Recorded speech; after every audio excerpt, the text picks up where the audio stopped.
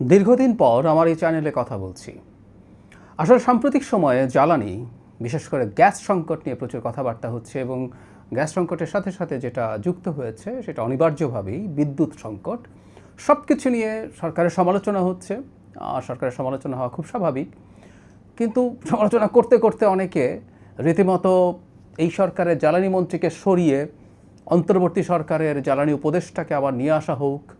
ভাগ্যিস কেউ কেউ অন্তত হাসিনার জ্বালানি মন্ত্রীকে নিয়ে আসার কথা বলেননি। একটা কথা একটু শুরুতে বলে রাখা ভালো, সেটা হচ্ছে সরকারের যতটুকু দায় আছে সরকারকে ততটুকু দায় দেওয়া উচিত, তথ্যের ভিত্তিতে উচিত, যুক্তির ভিত্তিতে উচিত। বাংলাদেশ এখন যে জায়গায় দাঁড়িয়ে আছে, যে প্রেক্ষাপটে এই সরকার দায়িত্ব নিয়েছে, সেই প্রেক্ষাপটে দাঁড়িয়ে এই সেক্টরে অনেক বেশি ভালো কিছু করা কি সম্ভব ছিল? বা যতটুকু সংকট ঘটেছে, অন্য কোনো সরকার থাকলে, অন্য কোনো ব্যক্তি এই মন্ত্রণালয়ের দায়িত্বে থাকলে, অন্য কেউ প্রধানমন্ত্রী বা প্রধান উপদেষ্টা থাকলে এই সংকট কি এর চেয়ে কম হতো? উত্তর হচ্ছে না। তার চাইতেও জরুরি কথা, আমাদের ভবিষ্যৎ কেমন দেখা যায়? আমাদের ভবিষ্যৎ কি জ্বালানির ক্ষেত্রে অন্তত খুব উজ্জ্বল কিছু? আমাদের সংকট কি দীর্ঘমেয়াদী হওয়ার সম্ভাবনা আছে? এই প্রশ্নগুলো নিয়ে একটু আলোচনা করা দরকার। এবং আমার মনে হয় বাস্তবতা যেরকম সেভাবেই এটাকে মেনে নেওয়া ভালো, এবং এটার নিরিখেই, এটার প্রেক্ষিতেই কী কী ব্যবস্থা নেওয়া দরকার সেই আলোচনা সমাজে জারি হতে হবে, শুরু হতে হবে।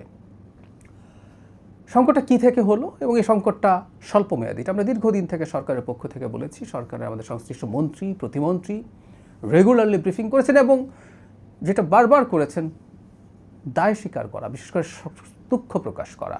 যে ঘটনাটা ঘটেছে, মানুষ কষ্ট পাচ্ছেন। বিদ্যুতের সংকট সারা দেশে হয়েছে, গ্রামাঞ্চলে প্রচুর লোডশেডিং হয়েছে, ঢাকায়ও লোডশেডিং হয়েছে কয়েকদিন বেশ পরিমাণে। এমনকি আমি যতদূর দেখলাম গতকাল মাননীয় প্রধানমন্ত্রীও দুঃখ প্রকাশ করেছেন জনগণের কাছে, কারণ একটা সংকট তো হয়েছে এবং এটার মাসুল নানাভাবে দিয়েছে মানুষ। বিদ্যুতের কষ্টে তার ব্যক্তিগতভাবে যেমন কষ্ট পেয়েছে, তেমনি শিল্প প্রতিষ্ঠান, ব্যবসা বাণিজ্য সব কিছু সংকটে পড়েছে। সো সরকারের পক্ষ থেকে দুঃখ প্রকাশ করা হয়েছে, কিন্তু আবারও বলছি, সরকারের দায় কতটুকু, সরকারকে যেভাবে কাঠগড়ায় দাঁড় করানো হচ্ছে সেটা ঠিক হচ্ছে কিনা। আমরা জানি বাংলাদেশে গ্যাস চাহিদার একটা গুরুত্বপূর্ণ অংশ আসলে আমদানির মাধ্যমে এখন হয়। এটা দীর্ঘমেয়াদী ব্যাপার, মানে শেখ হাসিনার সময়ে ধাপে ধাপে বছরের পর বছর বাংলাদেশকে আমদানি নির্ভর করে তোলা হয়েছে। সেই জায়গায় আসবো। আমরা সাম্প্রতিক লেখালেখিতে নিশ্চয়ই খেয়াল করেছি, বাংলাদেশে প্রতিদিন গ্যাসের চাহিদা হচ্ছে 380 থেকে 400 কোটি ঘনফুটের মতো। এটা যদি আমরা এলএনজি ইম্পোর্ট করে সরবরাহ করি, তাতেও এটা বেশ খানিকটা ঘাটতি থাকে। 270-80 কোটি ঘনফুটের মতো গ্যাস আসলে আমরা সরবরাহ করতে পারি, বাকিটা ঘাটতি। এবং সেটাই নানানভাবে রেশনিং করা হয়। আমরা বহুদিন থেকে দেখেছি বাসাবাড়িতে গ্যাসের চাপ কম থাকে, সিএনজি পাম্পে গ্যাসের চাপ কম থাকে, নির্দিষ্ট সময় ছাড়া ওখানে দেওয়া হচ্ছে না। কখনো সারে উৎপাদনের জন্য কম দিয়ে বিদ্যুতে দেওয়া হচ্ছে, কখনো বিদ্যুতে কম দিয়ে সারে দেওয়া হচ্ছে। এইভাবেই চলছিল ব্যাপারটা।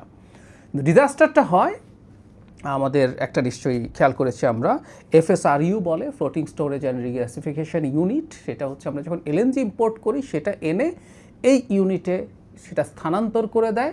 সেখান থেকে এটাকে আমরা জানি নিশ্চয়ই যে এই গ্যাস যখন লিকুইড করা হয়, তাতে অত্যন্ত নিম্ন তাপমাত্রায় -150-160 ডিগ্রি টেম্পারেচারে এটা করা হয়। সেটাকে আবার এনে উত্তপ্ত করে গ্যাসে পরিণত করে এটা গ্রিডে সাপ্লাই করা হয়। এরকম দুটো ইউনিট বাংলাদেশে আছে, রিগ্যাসিফিকেশন ইউনিট। এর মধ্যে একটা অগ্নিকাণ্ডের কারণে সম্পূর্ণ বন্ধ হয়ে গিয়েছিল। তাতে 50-60 কোটি ঘনফুটের মতো গ্যাস আমাদের গ্রিড থেকে চলে গেছে।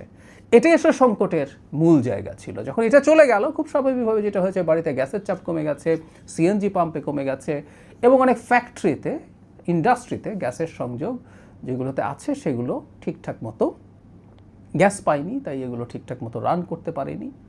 এবং আমি আগে আমার একটা সরকারের দিক থেকে যে উইকলি ব্রিফিং ছিল, সেখানে জিনিসটা ক্লিয়ার করেছিলাম। কেউ একটা অংশ নিয়ে ভুল ফটোকার্ড বানিয়েছিলেন। গ্যাস যখন ইন্ডাস্ট্রিতে দেওয়া যায় না, বাসা বাড়িতে ঠিকমতো যায় না, তখন কিন্তু বিদ্যুতের কনজাম্পশন বেড়ে যায়। বাড়িতে যখন গ্যাস যায় না, তখন মানুষ ইলেকট্রিক চুলা ব্যবহার করেন, ইন্ডাকশন কুকার ঘরে ঘরে আছে এখন, খুব দামি জিনিসও না, মানুষকে রান্না তো করতে হবে। কেউ হয়তো এলপিজি গ্যাস কিনে করছেন, কেউ হয়তো ওইটা দিয়ে করছেন। সেটা একটা দিক। এর বাইরে এর বাইরে যেটা আছে, বিশেষ করে শিল্প কারখানা প্রধান রোল প্লে করে যখন সে তার বিদ্যুৎ উৎপন্ন করতে পারছে না। যেটা করা হতো দীর্ঘদিন থেকে বাংলাদেশ, আমি এই জায়গায় আসবো, আমরা আমাদের জ্বালানি ব্যাকবোন অলমোস্ট পুরোপুরি গ্যাসের উপর নির্ভরশীল করে ফেলেছিলাম। ফলে যেটা হতো, অনেক বড় বড় ইন্ডাস্ট্রিকে সরকার গ্যাস কানেকশন দিত, তারা তাদের বিদ্যুৎ উৎপন্ন করে নিতেন। আমরা এটাকে ক্যাপটিভ পাওয়ার প্ল্যান্ট বলি। তারা সরকারের গ্রিড থেকে বিদ্যুৎ নিতেন না।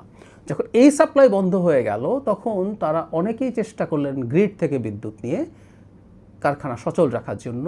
ফলে গ্রিডের ওপরে আরও বেশি চাপ তৈরি হলো, ডিমান্ড তৈরি হলো। সো সাধারণ যে ডিমান্ড ছিল, স্বাভাবিক যে ডিমান্ড ছিল, সেটা আরও বেড়ে গেল। এই সব কারণে আমাদের বিদ্যুৎ উৎপাদন করেও আসলে খুব বেশি সামাল দেওয়া যায়নি, একটা ঘাটতি রয়ে গেল, এবং সেটাই লোডশেডিং হলো। মানুষ নিশ্চিতভাবেই এই প্রচণ্ড গরমের মধ্যে কষ্ট পেলেন। এই সমস্যাটার আসলে সমাধান খুব বেশি সময় লাগবে না, আমরা এর মধ্যেই জেনেছি। দু একটা সমস্যা কম বেশি হচ্ছেও, আবার একটা গ্যাসিফিকেশন ইউনিটে একটা এক কার্গো জাহাজ আবার একটু ভিন্ন স্ট্রাকচারে, সেটাও ঠিকঠাক মতো কানেক্টেড হতে পারেনি, কার্গো খালাস করতে দেরি হয়েছে, সমুদ্র একটু উত্তাল থাকার কারণে সেই কানেক্টিভিটি হয়নি, এসব কারণে একটু দেরি হয়েছে। কিন্তু এই সমস্যাটার সমাধান হবে। আমরা যেটিতে আগুন লেগে সমস্যা হয়েছিল, ওটার একটা ইউনিট থেকে গ্যাস দেওয়া শুরু হয়েছে, গ্যাসের চাপ বেড়েছে এবং গ্যাসের সংকট অনেক ক্ষেত্রেই দূর হয়েছে, বিদ্যুৎ সংকটও খানিকটা লাঘব হয়েছে। পুরোপুরি আসলে আমাদের আগের যে জায়গা ছিল, আমি আবারও বলছি, আগের জায়গাটাও কিন্তু বেশ বড় ঘাটতি ছিল। আমাদের যদি 380 থেকে 400 কোটি ঘনফুট গ্যাস হয়, 270-80 মানে হচ্ছে 100 ঘনফুট, অন্তত 100 কোটি ঘনফুট। 270-80 কোটি ঘনফুট যদি হয়, 100 কোটি ঘনফুট গ্যাস কম সাপ্লাই হয়, মানে অনেক বড় একটা সংকট আসলে এটা ছিলই। ফলে আগের জায়গায় ফিরে যাব, কিন্তু অনেক ভালো কিছু ঘটবে তা আসলে না। এর মধ্যে নানান আলাপ এসছে, প্রত্যেক মানুষ তার জায়গা থেকে সংকটকে দেখার চেষ্টা করেন। যারা ইন্ডাস্ট্রিয়ালিস্ট আছেন, তারা যেহেতু ইন্ডাস্ট্রি চালাতে পারছেন না ঠিক মতো, তারা কেউ মনে করছেন সরকারের সারে গ্যাস দেওয়ার চাইতে ইন্ডাস্ট্রিতে দিয়ে দিলেই ভালো এই সংকটময় সময়ে। প্রত্যেকে তার জায়গা থেকে দেখবেন। আবার একই সাথে আমরা যদি দেখি যে ভবিষ্যতে সারেরও ক্রাইসিস হওয়ার সম্ভাবনা আছে, কারণ এর মধ্যে আমরা নিশ্চয়ই জেনে গেছি স্ট্রেইট অফ হরমুজ দিয়ে শুধুমাত্র তেল গ্যাস না, পৃথিবীর সারের 25-30% এখান দিয়েই ট্রান্সপোর্টেড হয়। সুতরাং এই সংকটও হতে পারে। এখন আমাদের যদি সারের সমস্যা হয়, আমাদের খাদ্য নিরাপত্তা সংকটের মুখে পড়বে। সারের দাম কিন্তু অস্থিতিশীল হতে শুরু করেছে। সো সরকারের জন্য কাজটা কঠিন হয়ে গেছে খুবই। আমি রিপিট করছি, দুটো গ্যাসিফিকেশন ইউনিট কাজ করার পরও যে পরিমাণ এলএনজি সহ আমরা যে পরিমাণ গ্যাস পাই, সে পরিমাণ গ্যাস দিয়ে বিরাট ঘাটতি তারপরও থেকে যায়। এখন সেখানে যখন এই পরিস্থিতি হলো, কি হতে পারে আমরা বুঝতেই পারি।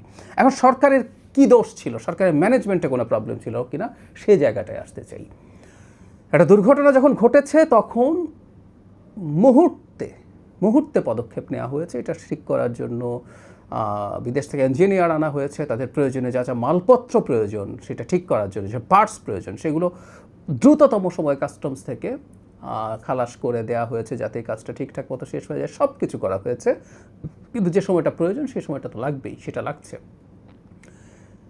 মূল সমস্যা আসলে এরকম, যেহেতু আমরা এলএনজি আনছি, আমাদের দুটো প্ল্যান্ট দিয়ে আমরা যেহেতু গ্যাসিফিকেশন করছি, আমাদের আসলে অল্টারনেটিভ আরেকটা, অন্তত শর্ট টার্ম এবং মিড টার্মে অল্টারনেটিভ আরেকটা এফএসআরইউ দরকার ছিল, কিন্তু সেটা ছিল না।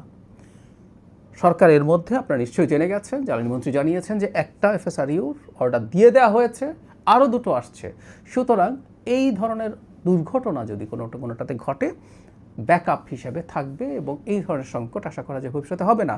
সুতরাং সরকার এর মধ্যেই এই কাজটা করে ফেলেছেন। সুতরাং যে দায়ী করার প্রবণতা সরকারকে, সেটা কি যৌক্তিক? আর গ্যাস এবং জ্বালানি যে সংকট, সেটার জন্য সরকারকে দায়ী করার কোনো কারণই নেই। একদম চোখ বন্ধ করে শেখ হাসিনা সরকারকে এটা দায় দিয়ে দেওয়া যায়। কেউ বলতেই পারেন এটা কমন প্রবণতা, কোনো একটা সরকার তার আগের সরকারকে সবসময় ব্লেম করে বাঁচার চেষ্টা করে।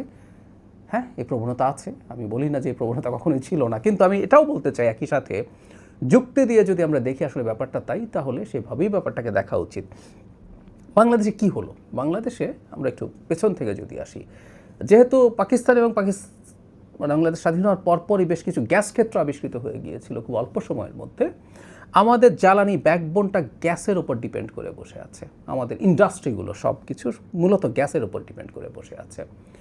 এটা ভুল ছিল তা না, কিন্তু গ্যাসের মজুদ যে কমে আসছে এটা দেখা যাচ্ছিল, বিশেষ করে আওয়ামী লীগের সময় থেকে খুব ক্লিয়ারলি এটা দেখা যাচ্ছিল। আওয়ামী লীগ এই যে 2009 সালে যখন ক্ষমতায় আসে তখন কি করা দরকার ছিল, গ্যাস এক্সপ্লোর করার চেষ্টা করা।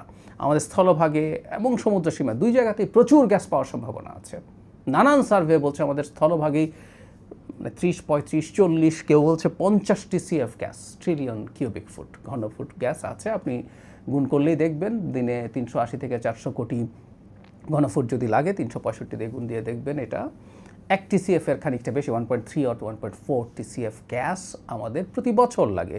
সো 35, 40, 45 TCF গ্যাস মানে কত গ্যাস আমরা নিশ্চয়ই বুঝতে পারছি, স্থলভাগেই আছে। আর সমুদ্র সীমায় সকল সমুদ্র বিজয় টিজয় বলে খুবই গলা ফাটানো হলো, কিন্তু আসলে সেটা ইউটিলাইজ করা হলো না। মিয়ানমার, ভারত তারা কিন্তু গ্যাস তুলে ফেলেছে তাদের সমুদ্র থেকে। সো এই কাজগুলো করা হয়নি, কিন্তু উল্টো আমাদের সব কিছু গ্যাস নির্ভর, বিকল্প জ্বালানি ছিল না। গ্যাস ইন্ডাস্ট্রিতে মোটা দাগে দুভাবে ব্যবহৃত হয়। একটা হচ্ছে কারো কারো সরাসরি গ্যাস দিয়ে তার চুল্লিতে নানান কিছু করতে, যেমন ধরুন স্টিল ইন্ডাস্ট্রি, সে তার স্টিল গালানোর জন্য এই ধরনের ফার্নেস ব্যবহার করে, কাঁচ শিল্প এরকম সরাসরি। আর আগে একবার বলেছিলাম অসংখ্য ভারী শিল্প আছে যেগুলো গ্যাস দিয়ে বিদ্যুৎ উৎপাদন করে সে তার কাজ চালায়, ইন্ডাস্ট্রি চালায়। এই যে ব্যাকবোন পুরো সেটা, এমনকি আমরা বাসা বাড়িতেও পাইপে করে গ্যাস দিয়েছি, আমরা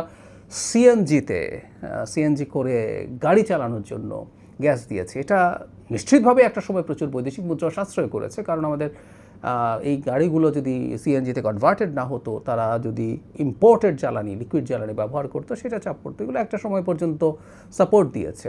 কিন্তু এই যে এটার ডিপ্লেশন হচ্ছে, এই যে এটার মজুদ কমে যাচ্ছে, একটা সময় যে ডিমান্ডে হবে না, এই জিনিসটা তো দেখাই যাচ্ছিল। আমার যারা একটু কনসাস পাঠক, স্পেশালিস্ট হতে হবে না, তারাই জানবেন আওয়ামী লীগ ক্ষমতা আসার পর থেকে আলাপ হচ্ছে যে এগুলো তো হচ্ছে না।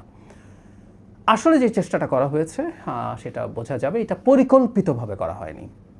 পরিকল্পিতভাবে খুব শোনা যেত বাপেক্সের রিগ কিনে দেওয়া হচ্ছে না কেন, বাপেক্স কেন নতুনভাবে সে তার জ্বালানি খুঁজছে না। ইভেন খুবই ফানি ঘটনা আছে, স্থলভাগে গ্যাসের জন্য রাশিয়ার গ্যাজপ্রমকে দায়িত্ব দেওয়া হয়েছিল, এটা বাংলাদেশের বাপেক্সই পারে, গ্যাজপ্রম সেই কন্ট্রাক্ট নিয়ে আবার বাপেক্সকে সাব কন্ট্রাক্ট দিয়েছে, এমন ঘটনা আওয়ামী লীগের সময় ঘটেছে। কিন্তু মোদ্দা কথা হলো এরপরও এই কাজটা খুব ঠিকঠাক মতো হয়নি, চলেনি। আমরা মানে এটা কনফিডেন্টলি বলতে পারি এটা আসলে তার কিছু অলিগার্ককে সুবিধা দেওয়ার জন্য করা হয়েছে। এলএনজি ইম্পোর্টেড হবে, এলএনজি ইম্পোর্ট করে তার পরবর্তীতে এই যে গ্যাসিফিকেশন প্ল্যান্ট হবে, এটার ব্যবসা আছে, সব কিছু মিলে এটা অলিগার্কদের হাতে এই ব্যবসা তুলে দেওয়ার জন্যই এই কাজটা হয়েছিল। দেশের স্থলভাগের গ্যাস বা সমুদ্রের গ্যাস অনুসন্ধান ঠিকঠাক মতো করা হয়নি। কিন্তু এই ব্যাপারটাই আসলে সুইসাইডাল ছিল। জ্বালানির মূল সংকটটা হচ্ছে এর বাজারটা কেমন থাকবে আমরা আসলে বলতে পারি না। পৃথিবী এই মুহূর্তে এত ভলেটাইল হয়ে পড়েছে। এলএনজির দামের ক্ষেত্রে প্রথম ধাক্কা আসলে আসে 2022 সালে, যখন রাশিয়া ইউক্রেন আগ্রাসন করে, ইউক্রেনের সাথে যুদ্ধে জড়িয়ে পড়ে। তখন ইউরোপ এলএনজি কিনতে শুরু করে। একটু যদি বলি, আপনাদের যারা খোঁজখবর রাখেন তারা জানেন, সেটা হচ্ছে ইউরোপ তার গ্যাসের বিরাট একটা অংশ রাশিয়া থেকে ইম্পোর্ট করতো পাইপলাইনের মাধ্যমে। আমরা জানি ওই যে নর্থ স্ট্রিম 1-2 পাইপলাইন দিয়ে তারা গ্যাস নিয়ে যেত। রাশিয়া ইউক্রেন আগ্রাসন শুরু করার পর তাদের একটা নীতিগত সিদ্ধান্ত হয় যে তারা এটা কমিয়ে দেবে, ফলে তাদের গ্যাসের নির্ভরতার জন্য তারা এই গ্যাস কমিয়ে দিয়ে তারা এলএনজির ক্রেতা হয়ে উঠল। ফলে এলএনজির স্কারসিটি আছে, পৃথিবীতে এলএনজি আরও বেশি হতে পারতো, কিন্তু হঠাৎ করে যখন এই ঘটনাটা ঘটলো, এটার জন্য ভৌত অবকাঠামো তৈরি করে এই ডিমান্ডকে মিট করা কঠিন ছিল, ফলে এলএনজির দাম বাড়তে শুরু করে। এরপরে ইরানের ঘটনা তো আমরা সবাই জানি, সেটা হচ্ছে স্ট্রেইট অফ হরমুজের যে সংকট, সেটার কারণে এলএনজি ট্রান্সপোর্টে প্রবলেম হয়েছে। শুধু সেটা না, পৃথিবীর সবচেয়ে বেশি এলএনজি তৈরি করা দেশের মধ্যে কাতার আছে। কাতারের সবচেয়ে বড় যে গ্যাস ফিল্ড এবং সেখানে যে এলএনজি কনভার্সন প্ল্যান্ট আছে সেটা ধ্বংসপ্রাপ্ত হয়েছে, সবচেয়ে বড়গুলোর একটা। তো সেটারও একটা ইম্প্যাক্ট আছে। সো প্রোডাকশন কমেছে, ট্রান্সপোর্ট কমেছে, এবং আরও খারাপ খবর হচ্ছে জ্বালানির ক্ষেত্রে যদি মধ্যপ্রাচ্য খুবই অস্থির এবং অস্থিতিশীল হতেই থাকে, স্ট্রেইট অফ হরমুজ তো আছেই, স্ট্রেইট অফ বাব আল মানদেব যেটা হুতিদের সাথে ক্রাইসিসের সময় একবার সংকটে পড়েছিল, সেটা কিছুদিন আগেও আবার হুতিরা, ইয়েমেনের হুতিরা সেখানে অ্যাটাক করেছে। যদি সেটা অল আউট একটা যুদ্ধের দিকে যায়, এটাও প্রবলেমে পড়বে। পৃথিবীর জ্বালানির 12% বাব আল মানদেব দিয়ে ট্রান্সপোর্টেড হয়। সুতরাং সব কিছু মিলে জ্বালানির বাজারে একটা অস্থিরতার বিরাট সম্ভাবনা আসলে রয়ে গেছে। আমরা চাই বা না চাই সংকটটা আসলে এই দিকে গেল। এখন সরকারের কি করার ছিল? সরকারের এলএনজির জন্য সরকার দীর্ঘমেয়াদী চুক্তি করছে, চেষ্টা করছে যতভাবে সম্ভব স্পট মার্কেট থেকে কেনা, মালয়েশিয়া থেকে কেনা, নানান রকম চেষ্টা আছে, সবই করছে। সরকারের দিক থেকে এগুলোই করার থাকে। আর যেটা করার আছে সেটা হলো যতটা সম্ভব রিনিউয়েবল এনার্জি এনকারেজ করা। সোলারের ক্ষেত্রে আমরা জানি সরকার নানান রকম পদক্ষেপ নিয়েছে। প্রতিটি সরকারি বাড়ির, সরকারি স্থাপনার ছাদে সোলার প্যানেলের কথা এসছে, বাজেটে কর সুবিধা দেওয়া হয়েছে, এনকারেজ করা হচ্ছে। সো এগুলো দিয়ে যতটুকু সহনীয় রাখা যায়, একই সাথে গ্যাস এক্সপ্লোরেশন বাড়ানো হয়েছে, নতুন রিগ কেনা হচ্ছে বাপেক্সের জন্য, এবং অনুসন্ধান যেহেতু হয়। কিন্তু সমস্যা হচ্ছে এগুলো প্রত্যেকটা টাইম কনজিউমিং, এগুলোর জন্য 1, 2, 3 বছর সময় লেগে যাবে। এই সময়টায় আসলে একটা আনসার্টেনিটির মধ্যে থাকার সম্ভাবনা আছে বলছি। হতেই পারে মধ্যপ্রাচ্য শান্ত হয়ে আসলো, মধ্যপ্রাচ্য যদি শান্ত হয়ে আসে পুরোপুরি স্থায়ীভাবে, তাহলে এই যে আনসার্টেনিটি আছে জ্বালানি নিয়ে সেটা কম হবে। যদিও একেবারে হবে না তা না, কারণ যে পরিমাণ স্থাপনা ধ্বংসপ্রাপ্ত হয়েছে সেগুলো ঠিক করেও পূর্ণ উৎপাদনে যেতে সময় নেবে। তারপরও অস্থিরতা কমলে এই সম্ভাবনা থাকবে। আমরা আশা করব সেখানে সমস্যা নতুন করে আর বাড়বে না, কিন্তু এটা নিশ্চিত হওয়া যায় না।